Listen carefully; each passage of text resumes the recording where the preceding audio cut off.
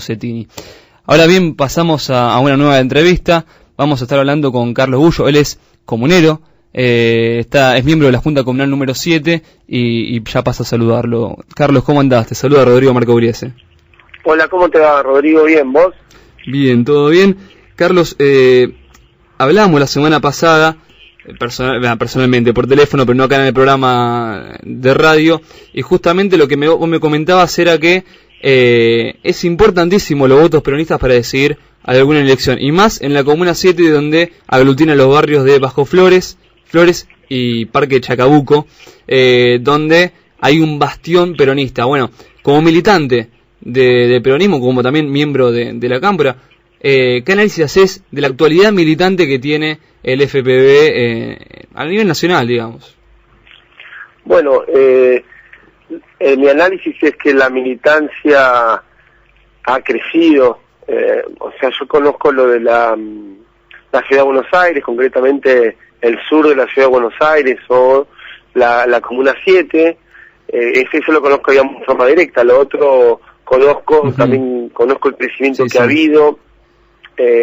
O quizás, si uno quiere, ha habido como una consolidación o una vuelta a las fuentes de toda una serie de militantes que, bueno, que de alguna manera, en algún punto, entiéndase quizás en las épocas del neoliberalismo, se había replegado, se había retirado un poco de la política. Digo un poco, porque siempre algo se había mantenido, pero ahora la política y la militancia, sobre todo a nivel de lo que es la juventud, es mucho más importante. Yo mismo, de haber sido militante en la época del neoliberalismo, ahora los volúmenes, la cantidad de compañeros que hay es muchísimo más grande ahora.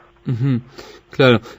Otra cosa que estábamos hablando es, y para vos ya te pregunto, ¿cuál va a ser el deber de los comuneros que vengan, sí, en esta nueva camada? ¿Por qué? Porque se hablaba mucho de la transferencia de facultades. Y después de un tiempo de prometer que iba a ser en meses, en un año, en 2 años, finalmente en los 4 años del primer mandato de comuneros en la ciudad no se dio la transferencia de facultades y todavía no termina de ser una unidad completamente descentralizada. Entonces, ¿cuál va a ser la labor para vos de la próxima camada de comuneros de la ciudad de Buenos Aires? Y lo que nosotros esperamos es que con esta segunda camada de comuneros, lo que ocurra es que se empiece a implementar la ley orgánica de comunas, entre en vigencia, haya presupuesto para ejecutar y no que el comunero sea alguien que acompañe a los vecinos en algunos reclamos que pueda haber, que sí, lamentablemente van a tener que seguir acompañando con el tema de la educación pública, la salud pública y algunas otras cuestiones, pero que además de eso puedan ejecutar presupuesto, pueden hacer lo que la ley manda. ¿Eso lo ves posible de acá a 2 años, por ejemplo? Y la verdad, primero que esto, porque acá quizás hay cierto error que a veces cometemos. No es que la ley empezó a implementarse con nosotros en el 2011. Claro, es cierto que fuimos la primera camada, pero se viene de un proceso de años. O sea, la excusa que tenía el gobierno central de la ciudad era, bueno, esto se nos vino encima, esto es nuevo, pero la realidad es que hace años que se viene. Yo creo que eso puede ser podría ser posible el mes que viene. Vemos con optimismo y esperamos que sea posible a partir de diciembre. Ahora, bueno, después habrá que ver cuál es la intencionalidad política del partido gobernante en la Ciudad de Buenos Aires. Eso la verdad que no lo sabemos. Esperemos que tenga la voluntad como para que esto suceda. ¿El tema voluntad política influye en todos los ámbitos de los comuneros? Pregunto, por ejemplo, hay muchos porteños que no saben cuáles son sus comuneros, la gente que los representa lo más inmediato, porque son vecinos. ¿Esto también vos pensás que es una voluntad política de no dar a conocer mucho las funciones y quiénes son los comuneros? Y un poco, digamos, algo de eso hay, sí. Pero, bueno, esperemos que se modifique esto a partir de diciembre. ¿En qué quedó esto que quería poner Macri de unos gerentes por comuna, un gerente por comuna, y después el resto que sean puestos ad honorem, o bien trabajadores de planta permanente, pero solamente uno podía tomar las decisiones en las comunas. Sí, lo que ha hecho el gobierno es, a poco de empezar a andar esta nueva realidad de los comuneros, se superpuso con unas funciones donde se generaron, o sea, como si serían cargos paralelos, pero era de trabajadores de planta del Ejecutivo de la ciudad. Tuvo una situación muy confusa, entonces se quiso que por ley se pasara a esa situación donde habría uno de los 7 comuneros era el que tenía rentado, los otros abandonados, en toda una especie de cosa bastante rara, apelando a cierta situación donde que bueno, si el comunero está pero no hace nada, entonces lo sacamos, con un argumento que era al revés.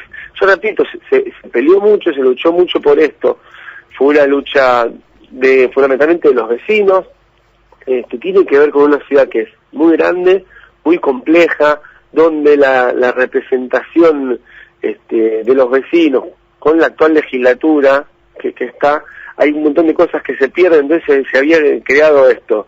Lo que hace falta es empezar a implementar la ley, no quedarse a mitad de camino, porque lo que pasó con esto que voy a decir recién, el gerenciamiento, suena mucho a cuando en los 90, en un proceso medio perverso, en algunas del Estado, que no se las vaciaba, se estaba mal, y los mismos que hacían eso, decían que nos sirve, la privatizamos.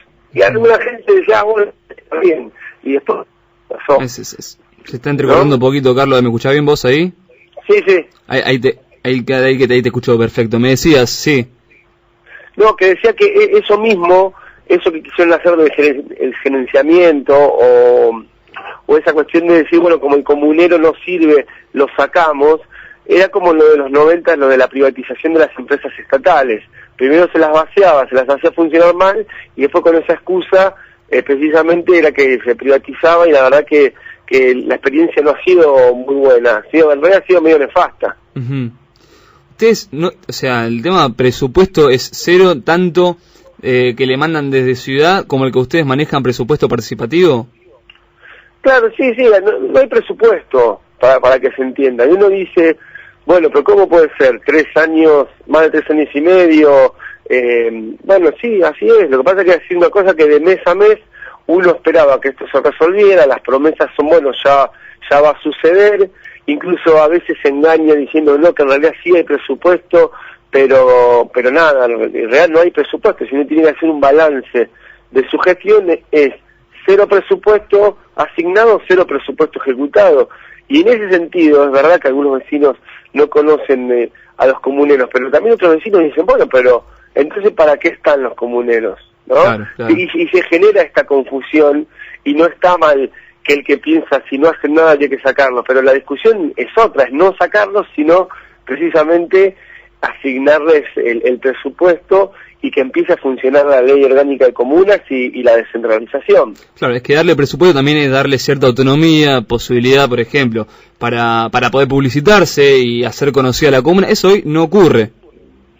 Sí, lo de publicitar casi no hace falta, ya con las mismas obras que se harían, ya sería la mejor publicidad que un comunero podría tener. Ya sea que si las hace, ya sea que si no las hace, bueno, los vecinos ya sabrán, pero es una ciudad, digo, que tiene también sus contrastes, porque algunos creen que en la ciudad está todo bien, por eso incluso sigue ganando la misma opción, y después en barrios como el Bajo Flores o en comunas como la Comuna 7 se ven estos contrastes que hay con necesidades muy concretas, muy específicas, que tienen que ver con una concepción de dónde tiene que estar el Estado. Lo que hay es una ausencia del Estado, repito, dos cuestiones son fundamentales, el tema de la educación y de la salud. Después hay otras también, Claro, sí. Ya para cerrar, la cuestión que el presidente de cada comuna responda a quien ocupe el ejecutivo porteño. ¿Crees que es un tema para rever también el tema eleccionario? ¿Por qué? Porque siempre va a estar de acuerdo, entonces. Sí, en sí tiene su lógica, ¿no? que si una opción política saca la mayoría de los votos en las 15 comunas, a su vez las saca en la ciudad, sean los mismos. Lo que habría que ver es, en términos de cuáles son las funciones, si eso automáticamente significa una alineación entre el Ejecutivo de la ciudad y los presidentes de las comunas.